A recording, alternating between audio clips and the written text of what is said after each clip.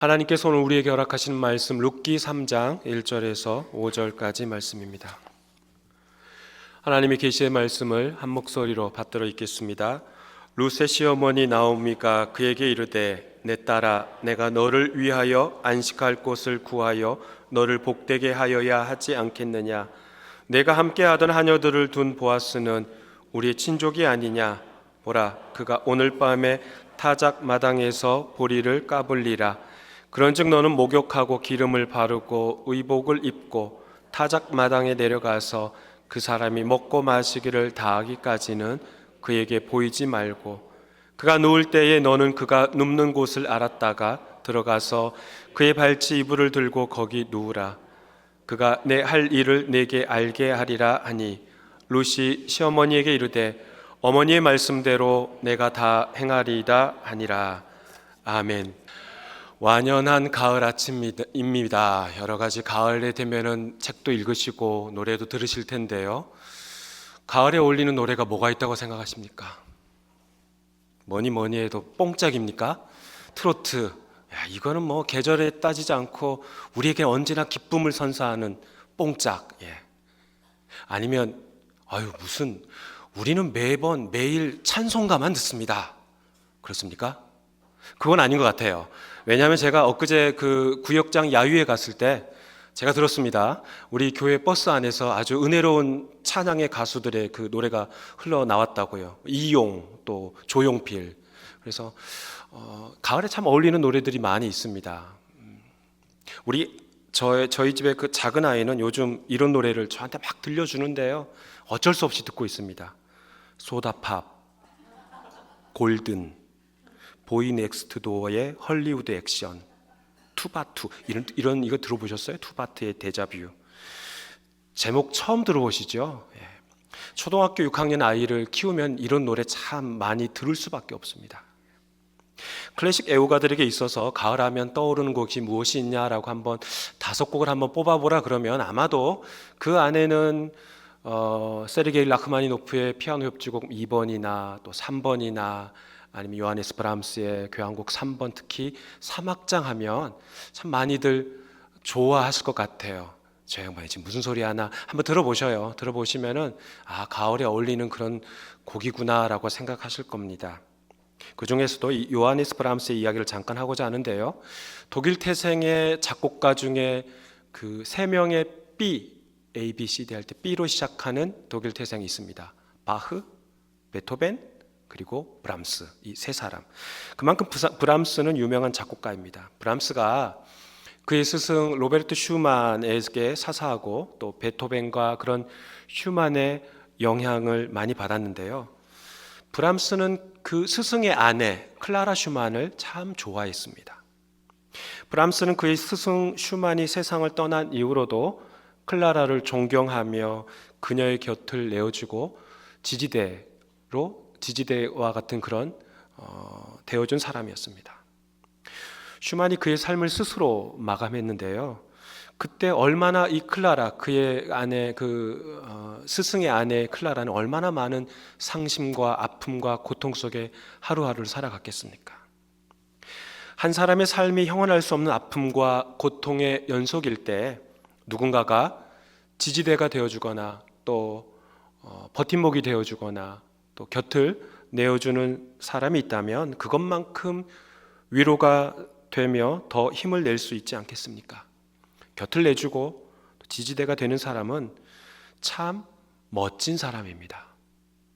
오늘 본문에 나오는 나오미가 그런 역할을 하였습니다. 룻의 시어머니 나오미가 드디어 룻의 든든한 지지대가 됩니다. 나오미가 할 일을 찾은 것이죠. 본문 1절 말씀 함께 읽어보겠습니다. 룻의 시어머니 나오미가 그에게 이르되 내 딸아 내가 너를 위하여 안식할 곳을 구하여 너를 복되게 하여야 하지 않겠느냐. 나오미는 며느리 룻을 위해 안식할 곳을 찾으려고 합니다. 나오미가 세운 계획은 보아스의 타작 마당에 가서 보아스가 보리를 까불고 있을 테니 너는 이곳에서 옷을 단정히 입고 목욕 재개를 하고 기다렸다가 숨어 있어라. 기다렸다가 보아스가 먹고 마시고 그때까지도 기다려라. 보아스가 누울 곳을 누웠을 때 너는 그곳을 잘 알아두었다가 그의 발치에 이불을 들추고 그 안으로 들어가면 된다가 바로 나오미가 룻에게 말했던 이야기입니다. 나오미는 이 며느리 룻에게 타작마당에 가서 해야 할 일을 아주 상세하게 말해줬던 것이죠. 이렇게까지 나오미가 확신을 가지고 룻에게 말한 이유가 어디 있을까요? 룻 입장에서는 이삭 줍기 전까지만 해도 보아스하고는 알고 지내는 사이가 아니고 남남이었습니다. 게다가 룻은 모압 여인이고 보아스는 유대인이었습니다. 모압 여인 룻은 보아스에게 은혜를 입어 그의 밭에서 이삭 줍는 것이 그와 인연이라면 인연이겠죠. 하지만 그 외의 둘 사이에 특별한 무엇인가는 하나도 없습니다. 사실상 보아스와 룻은 아무런 관계가 없는 거예요. 그런데도 나오미는 룻에게 그녀가 어떻게 해야 할지를 알려주고 있습니다. 그 이유가 뭘까요? 왜 이러한 계획을 갖게 된 것일까요? 살아있는 자와 죽은 자에게 은혜 베풀기를 그치지 아니하였던 보아스가 바로 친족이었기 때문에 그렇습니다. 단순히 친척, 가까운 사람이기 때문에 그런 게 아니라 나오미와 룻의 기업을 물을 자 중에 한 사람이 보아스였기 때문에 그런 것이죠. 이게 무슨 말이냐 하면 고대 이스라엘 사회에 아주 독특한 풍습이 하나 있습니다. 히브리 민족이 가나안 땅을 정복한 이후에 하나님께서 그 땅을 각 지파별로 분배하셨죠. 그러니까 이집트에서 노예로 살던 그 히브리 민족이 가나안 땅에 들어간 이후에 땅을 소유하게 된 거죠. 물론 그러나 그 땅의 참 주인은 누구셔요? 하나님이시죠. 하나님은 그 땅의 참 주인이시고 그 땅에 경작하고 그 수확물을 먹고 살 수 있도록 청지기로 불러주신 자들이 바로 이스라엘 지파 사람들인 것이죠. 사람들은 분배받은 땅을 경작하여 먹고 살아갑니다. 그런데 생각해 보십시오. 매년 풍년이 일어나면 얼마나 좋겠습니까? 매년 풍년이면은 노래 부르고 찬양하고 감사하고 그렇게 살아가면서 먹고 사는데 큰 지장 없겠죠. 매년 풍년이 일어나는 건 아니잖아요. 드는 건 아니잖아요. 흉년이 듭니다. 심한 기근이 옵니다.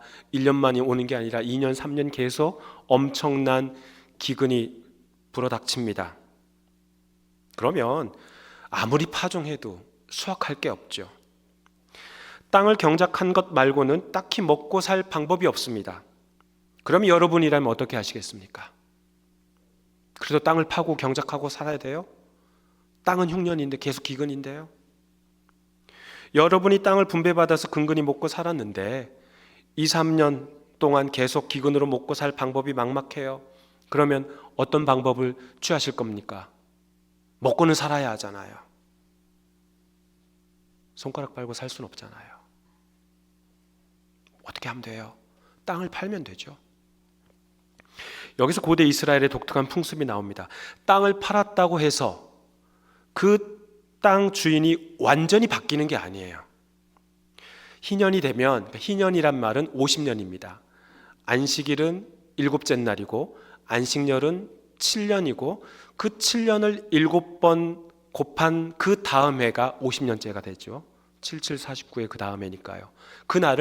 그 해를 희년이라고 합니다. 그 희년이 되면 다시 땅을 팔았던 사람에게 되돌려줘야 합니다. 물론 돈을 받고 되돌려주는 거죠. 그런데 그때 만일 땅을 판 사람이 50년을 땅을 판 사람이 이미 죽었거나 또는 그 땅을 판 사람이 살아있지만 아직도 가난에 허덕이고 살아가고 있다면 그 땅을 살 수 있어요, 없어요? 살 수가 없죠. 돈이 없으니까요.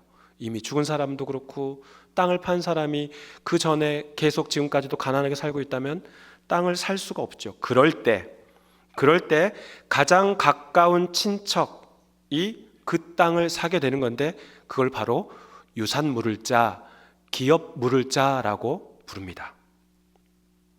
이토록 중요한 기업 무르기를 지금 시어머니 나오미가 며느리 룻에게 적용시키고 있는 거예요. 우리 집 경제 사정이 너무 가난해서 땅을 되찾을 수 없다. 희년이 되었는데도 찾아올 수가 없다. 그러면 가까운 친척이 그 땅을 대신 사가지고 오는 그런 기업 무르기를 한다는 거예요. 그런데 땅을 상속할 남자가 없으면 그 땅을 되찾을 수가 없는 거예요. 아무리 돈이 있다 할지라도요. 그거야 그 당시 가부장 사회였기, 가부장 문화였기 때문에 그만큼 남자가 중요한 역할을 차지했다라는 것이죠. 그렇다면 이런 문제를 해결하는 방법이 뭐가 있냐면 남자가 없는 집에 남자가 들어오면 되는 거죠. 어떻게 해요? 사별한 남편을 대신해서 그 남편의 유산을 상속할 아들을 낳으면 되는 거예요. 아들 낳으려면 누가 필요해요? 남자가 필요하겠죠. 가장 가까운 친족이 사별한 여인의 남편이 되어 아들을 낳으면 됩니다. 독특하죠? 쉽게 말하면 여인이 재혼해서, 그러니까 사별한 남편이 없기 때문에 여인이 재혼해서 아들을 낳으면 그 유산을 무르기를 할 수 있다라는 거예요. 물려받을 수 있다라는 거예요. 상속할 수 있다는 거예요. 지금 이 시어머니 나오미의 머릿속에는 지금 이와 같은 계획을 세우고 보아스에게 접근하도록 룻에게 지금 말하고 있는 것이죠.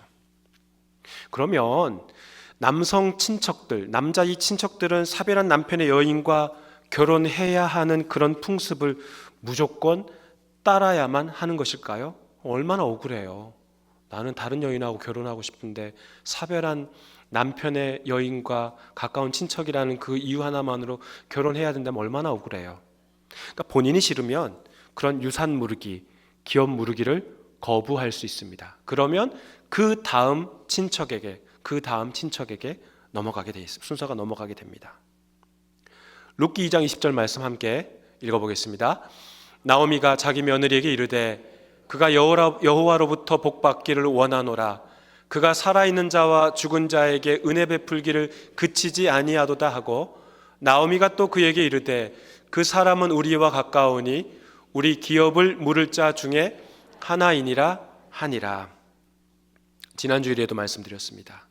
그가 살아있는 자와 죽은 자에게 했을 때 그는 누구를 가리키는가? 보아스를 가리키기도 하고 또 여호와 하나님을 가리킨다라고 말씀드렸습니다. 보아스를 가리킨다면 보아스가 살아있는 자 룻과 나오미 자신에게 은혜를 베풀고 죽은 자 나오미의 남편과 그녀의 아들들에게도 과거에 은혜를 베풀었다는 뜻이고요. 그가 하나님을 가리킨다면 살아있는 나오미와 룻 그리고 죽은 그녀의 나오미의 남편과 그녀의 아들들에게 은혜를 베푸신 하나님을 고백한다라는 뜻이라고 지난주에 말씀드렸습니다. 룻은 우연히 보아스의 밭에서 일하게 되었습니다. 우연 같아 보이지만 우연이 아닌 하나님의 섭리, 하나님의 뜻이었습니다. 오늘 본문 3장에서 나오미가 치밀한 계획을 세우게 된 그 확실한 근거는 하나님의 섭리, 하나님의 뜻이 있다고 분명히 믿고 있었기 때문에 그런 것이죠. 룻이 다른 밭도 아닌 우리의 친척, 우리의 친족인 보아스의 밭에서 이삭을 죽게 하신 것이 바로 하나님의 뜻, 하나님의 섭리라고 나오미가 생각했던 겁니다. 나오미와 룻의 어려운 처지를 아신 하나님께서 자신들을 그대로 내버려두지 않으시고 살아갈 길을 열어주셨노라고 나오미는 생각했던 것이죠. 그렇습니다. 주변의 환경이 우리를 궁지에 몰아넣을 때가 있습니다. 그 어떤 일을 해도 헤어나오기 어려울 때가 있습니다. 내가 무엇인가 아무리 노력을 해도 아무리 애를 써봐도 소용없을 때가 있다는 거예요. 그럴 때 어떻게 하시겠습니까? 사방을 둘러봐도 꽉 막혀 있습니다. 모든 것을 놔버리고 싶을 때 사방이 꽉 막혀 있는 그때에 어디 한 곳은 열려 있습니까? 하늘. 위에는 열려 있는 거죠. 하늘이 활짝 열려 있습니다. 그럴 때 어떻게 해야 돼요? 하나님께 손들고 나아가야 하는 거죠. 그 시간이 바로 하나님께서 일할 시간입니다. 우리는 하나님 앞에 간절히 울부짖으며 기도해야 하는 거죠. 우리의 일거수일투족을 아시는 주님께서 우리를 그냥 내버려 두지 않으신다는 사실입니다. 나를 심히 괴롭게 하는, 전능자가 나를 심히 괴롭게 했다라고 고백했던 그 나오미가 성읍 주민들에게 나를 기쁨이나 환희를 뜻하는 나오미라 부르지 말고 쓰디씀, 괴로움이란 뜻을 가진 마라라고 불러달라고 이야기를 합니다. 그러나 나오미는 깊으신 하나님의 뜻을 알게 된 거죠.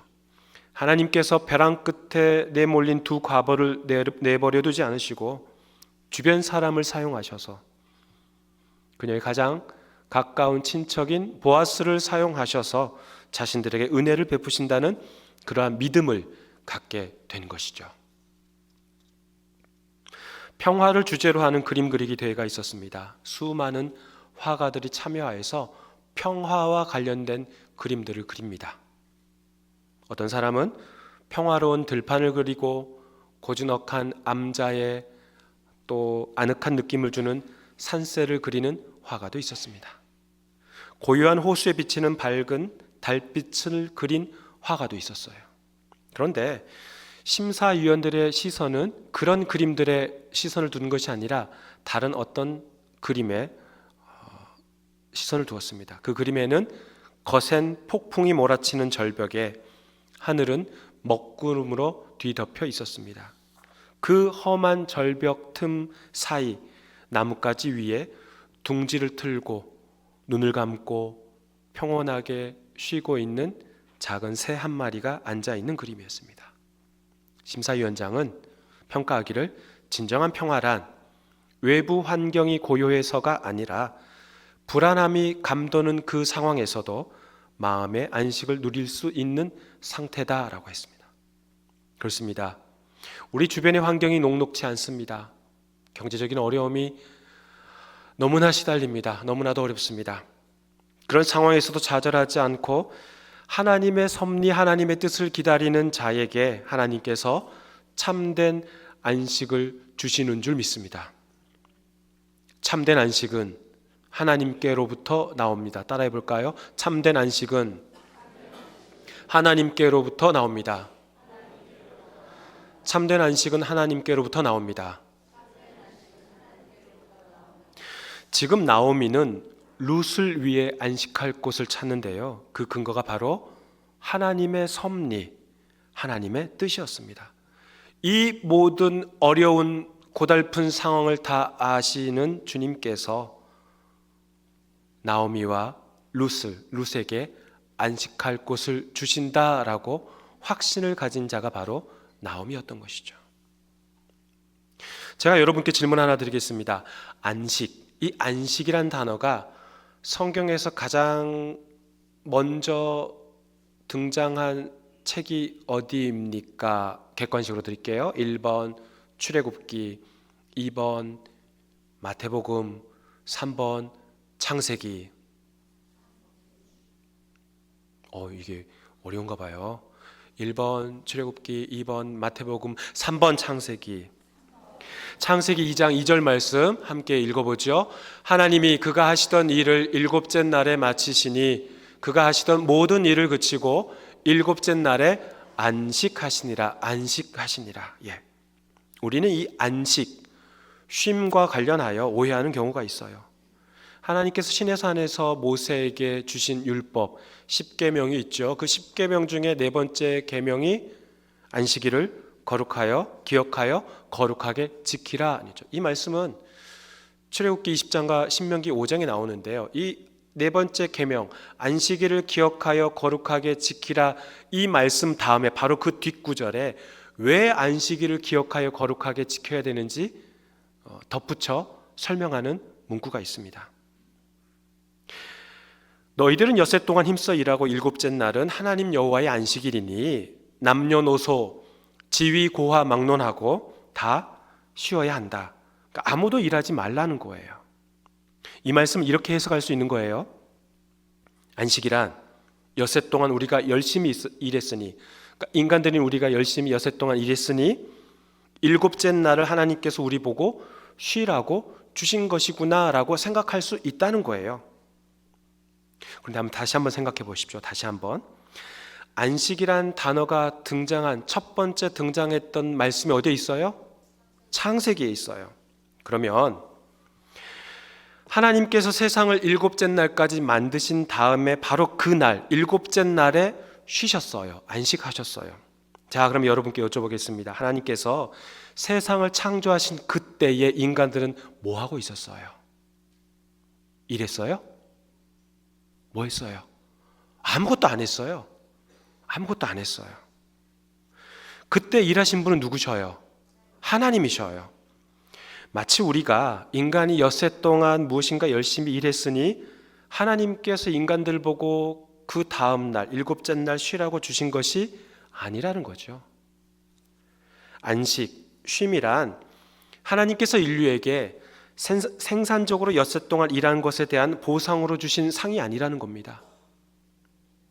모든 안식은 하나님께서 스스로 쉼으로부터 시작된다는 거예요. 그러니까 참된 안식은 하나님께서 주신 겁니다. 그러니까 안식일의 쉼은 전적인 하나님의 은혜의 선물이라는 것이죠.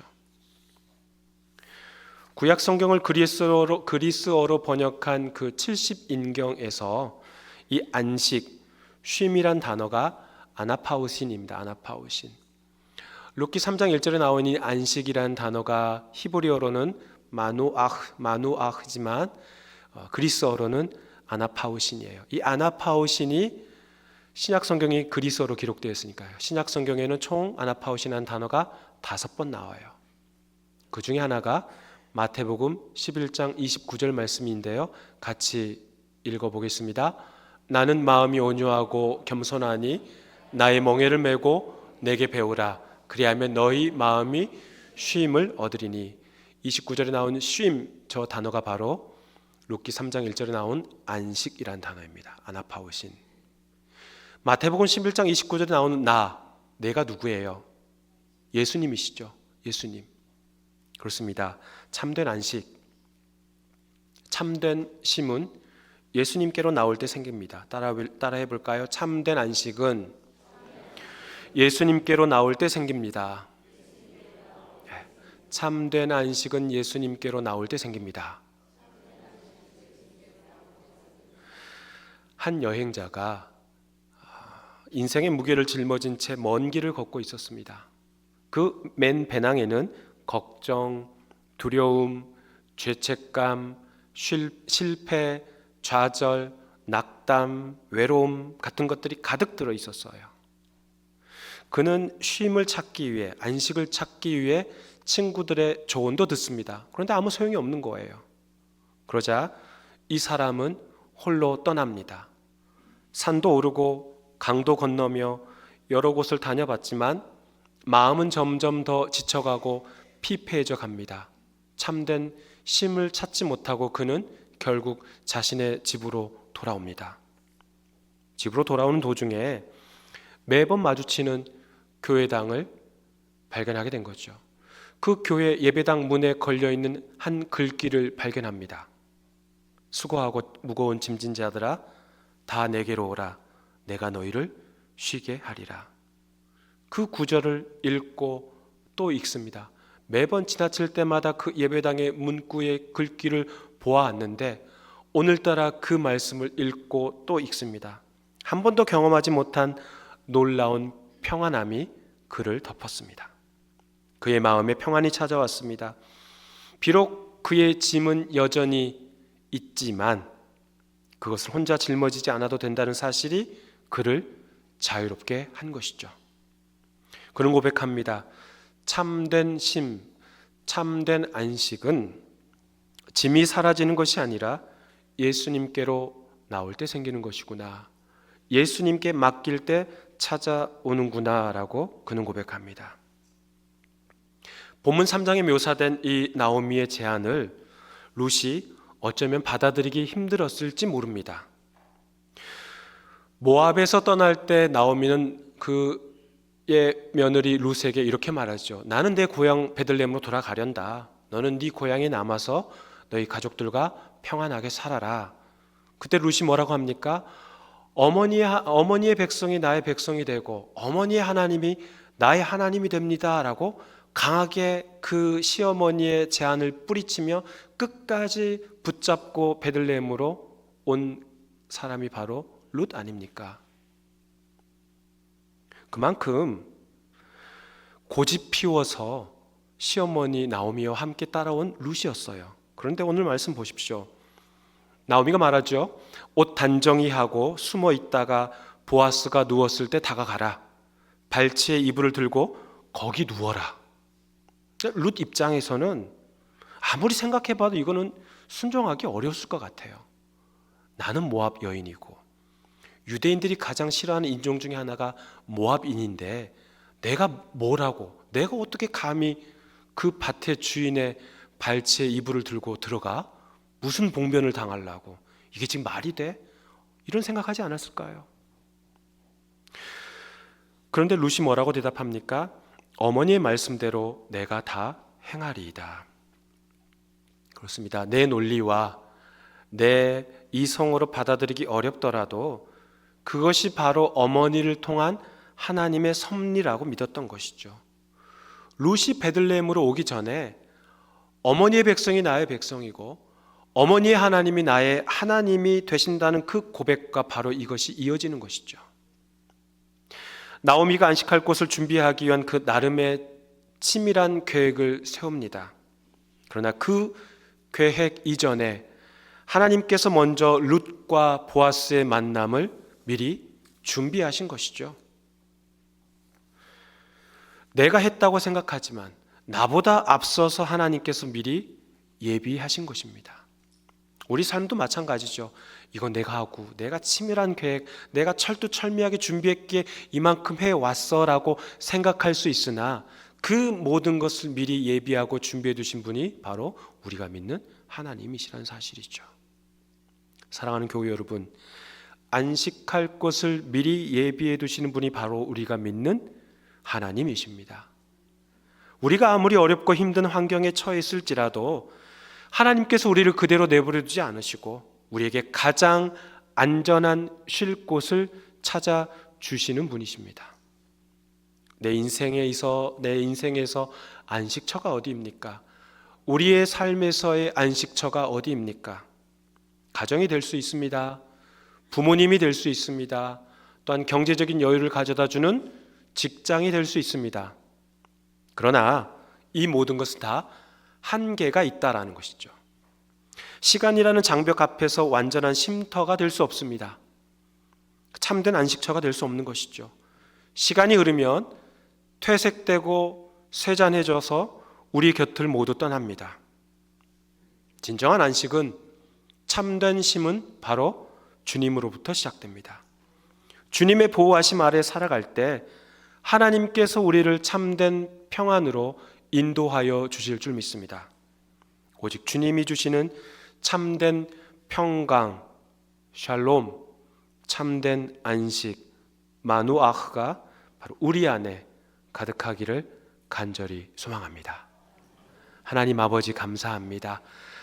참된 안식을 찾으려고 부단히 애쓰고 살아가는 우리네의 인생입니다. 그러나 주님께로 나아가는 것이 바로 참된 쉼입니다. 안식할 곳을 나오미가 룻을 위하여 준비해 두는 것이 모두가 다 하나님의 섭리임을 그가 고백합니다. 하나님, 하나님의 뜻 가운데 우리가 참된 안식을 하게 하여 주시고 그 안에서 성령님의 인도하심 가운데 하루하루 감사하며 살아가는 저희들의 삶이 되도록 주께서 인도하여 주옵소서. 예수님의 이름으로 기도하옵나이다. 아멘.